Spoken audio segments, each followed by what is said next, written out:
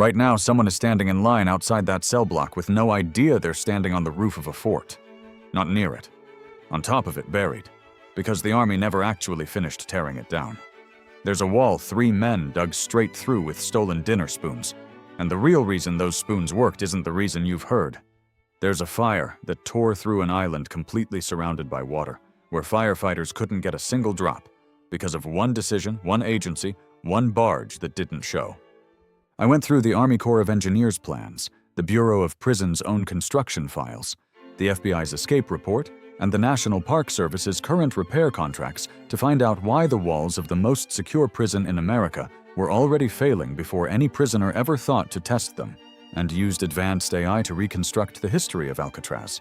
To understand why the floor is hollow, you have to start with why anybody built anything out there at all. In 1775, a Spanish naval officer named Juan Manuel de Ayala sailed into San Francisco Bay to chart it, saw a bare rock covered in seabirds, and wrote it down as La Isla de los Alcatraces, the island of the pelicans. For 70 years, that was the whole story. A rock, birds, nobody built anything, because there was nothing on it worth building for. Then gold turned up 120 miles inland, and every ship on Earth started sailing straight through the Golden Gate with no lighthouse to guide them, and no fort to stop an enemy navy from doing the same. In 1850, President Millard Fillmore signed an executive order reserving the island for military use. 2 projects started at once. A lighthouse, the first one on the entire Pacific coast, lit in 1854, and a fortress. Construction began in 1853 under a man named Lieutenant Zealous B. Tower. And if you're going to put somebody in charge of building a fort, that is the name you want on the contract. What Tower built was pure Civil War-era defense logic.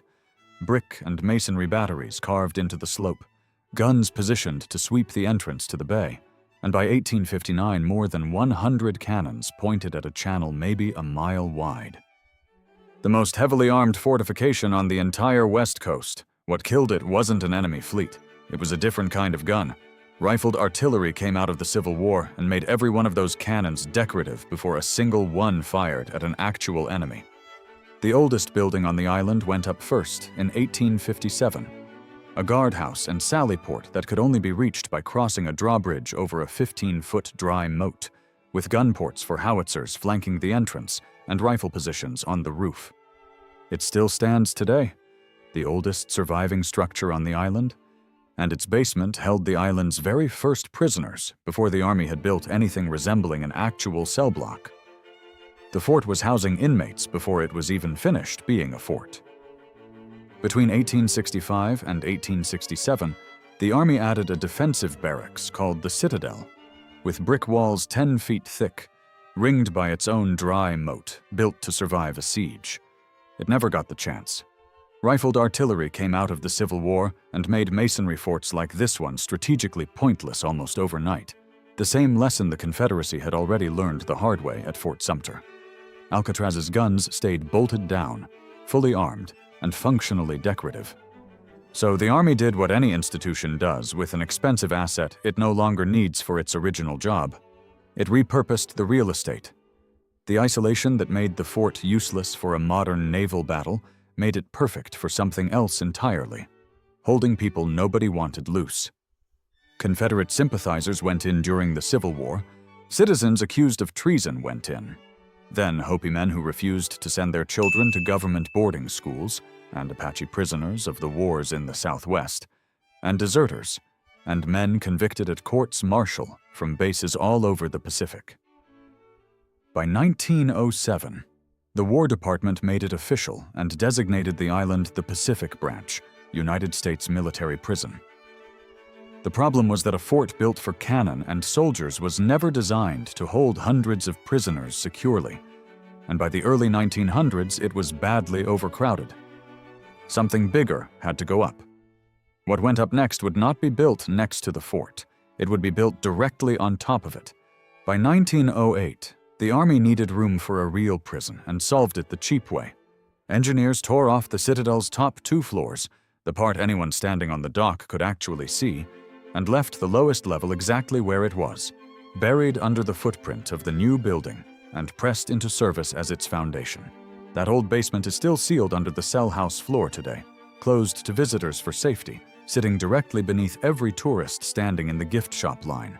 On top of that buried fort, Major Reuben Turner, an Army construction engineer, designed a new cell house that construction crews built between 1909 and 1912 on a budget of roughly $250,000, something north of $8 million today.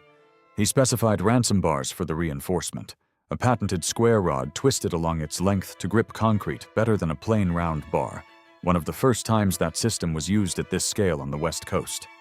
When it was finished, the building was reputedly the longest concrete structure on Earth, 500 feet end to end, and it was the largest reinforced concrete building anywhere at the time it went up. Here is the detail that gets skipped. The labor pouring that concrete was hundreds of military prisoners, mostly unskilled, learning proper concrete technique on the job while they mixed and poured it. Every bag of cement, every length of rebar, every tool had to be barged across from the mainland, which made simple materials expensive before a single truck of concrete was even set. Nobody involved in that pour could have known that the same salt air blowing off the bay would spend the next 50 years quietly attacking the steel they were burying inside it. The Army sold Alcatraz to the Department of Justice in 1933, and when the Bureau of Prisons took the building over to make it a federal penitentiary, they looked at Reuben Turner's 1912 cell house and decided it was not actually secure enough for the men they were about to send there. That should tell you something about who was coming. Al Capone was on the first list. Warden James A. Johnston oversaw a retrofit that changed the building's whole security logic. Every standard cell bar got pulled and replaced with tool-proof steel shipped in from a single source.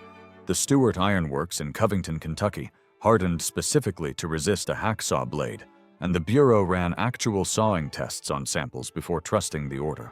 Gun galleries went in along the east and west walls, steel cages running the length of the cell house above the tiers, staffed by armed officers who stood on the far side of their own set of bars, where no inmate could ever reach them. The staffing ratio that came out of this retrofit was 1 guard for every 3 inmates. I looked that up twice, assuming a misprint, because no other federal prison in the country staffed anywhere close to it. The building had been secure enough to hold soldiers and deserters. It was not secure enough, in the Bureau's judgment, to hold organized crime. Outside of a little fog, drip, and winter rain, Alcatraz has no fresh water source of its own. None. A rock in the middle of a bay, surrounded by water on every side that could not supply its own drinking water. The 1912 power plant solved half the problem. It burned coal and later fuel oil to generate electricity, and that electricity ran pumps that moved both fresh and salt water around the island for cooking, drinking, bathing, steam heat, irrigating the gardens and fighting fires. But the fresh water itself still had to come from somewhere else entirely.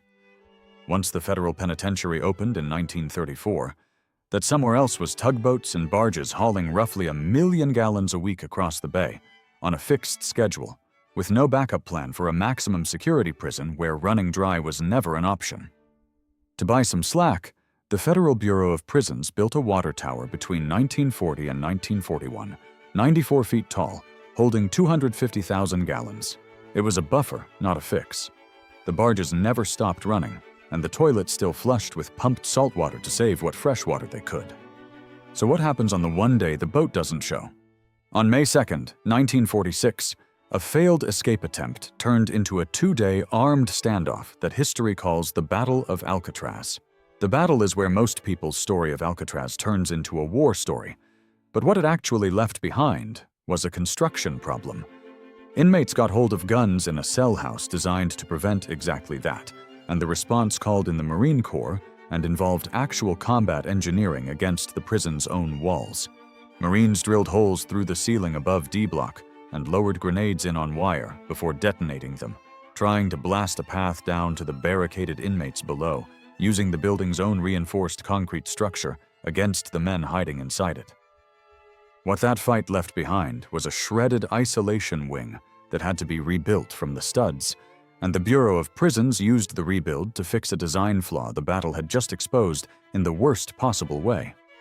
The wire mesh that used to separate D block from C block got torn out and replaced with a solid concrete wall running straight through the gun gallery at the west end near the mess hall. Tool-proof isolation cells went in. The idea was simple. Never again let inmates fight their way through a barrier that thin. They had just poured a wall specifically designed to be undiggable.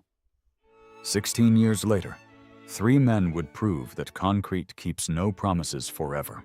By 1962, the cell house was 50 years old, and salt air had been chewing on its rebar the entire time. This is the fact that gets lost in every retelling of the famous escape. Frank Morris and brothers John and Clarence Anglin did not outplan Alcatraz. They exploited a building that had been quietly failing since the day it was poured, because sea salt corrodes steel from the inside and expanding rust cracks the concrete around it, turning a wall rated to stop a man into a wall that was already halfway to rubble, decades before anyone with a spoon ever tested it. Over roughly 6 months, working at night while Morris played his concertina during the prison's music hour. Same instrument was later used to inflate the raft.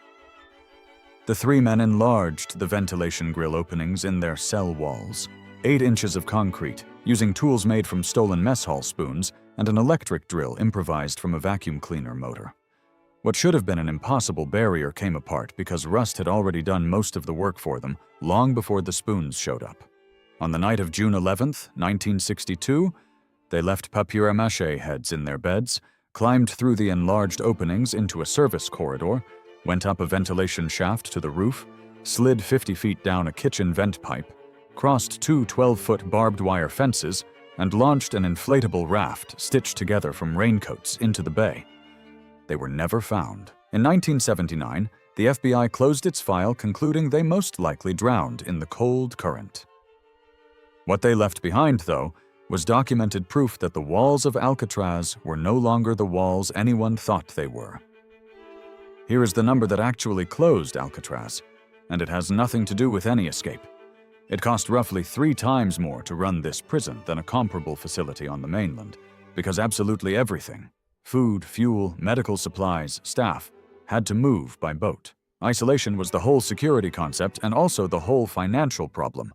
How long could those two keep pulling in opposite directions? In 1961, officials assessing the corroding cell house put a number on the repair bill, roughly $5 million just to arrest the saltwater damage that had been accumulating since 1912.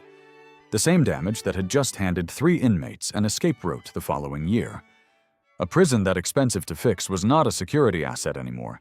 It was a maintenance liability wearing a security asset's reputation.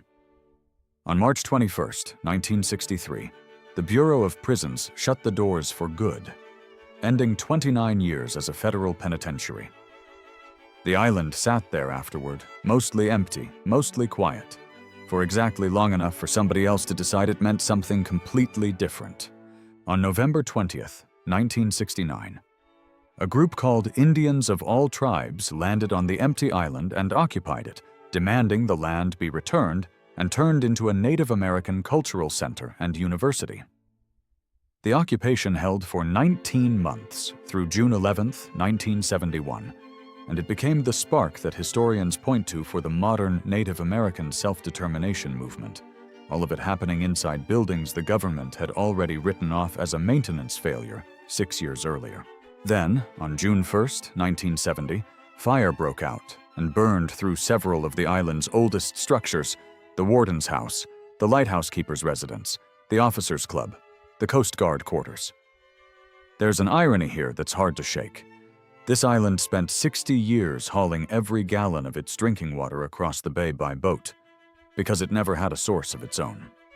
When the buildings caught fire, the Coast Guard had cut off access to the water barge, so there was nothing on hand to fight it with. The exact supply chain that kept this place alive was the one that failed it when it mattered most. Federal marshals ended the occupation in June 1971, citing the need to restore the lighthouse and foghorn to working order for bay navigation.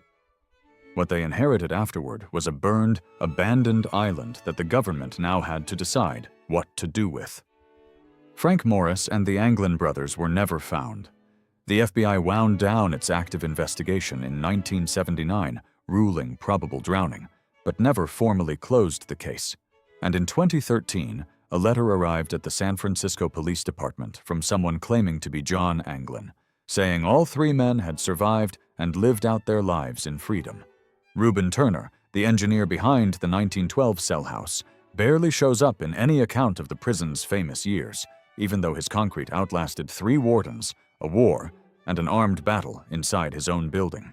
The Indians of all tribes occupiers went home in 1971, but what they started reached Washington and reshaped federal policy on tribal land within the decade. What the federal government inherited was a burned island, and it took a year to decide what to do with it. In 1972, Alcatraz joined the Golden Gate National Recreation Area, and 13 months later it opened to the public with the fire damage still in the walls and the cells still stripped. The building the Bureau of Prisons had labeled a maintenance liability now draws over 1.4 million visitors a year.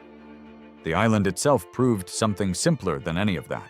You can pour a maximum security building onto an inaccessible rock with no water and no sewer of its own, and it will hold for exactly as long as somebody keeps paying to fight the salt eating it from the inside.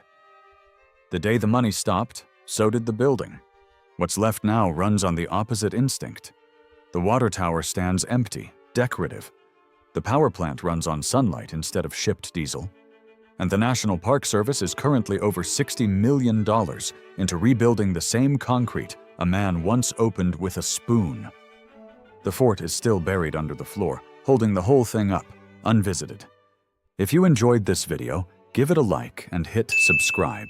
And let me know in the comments which history I should explore next.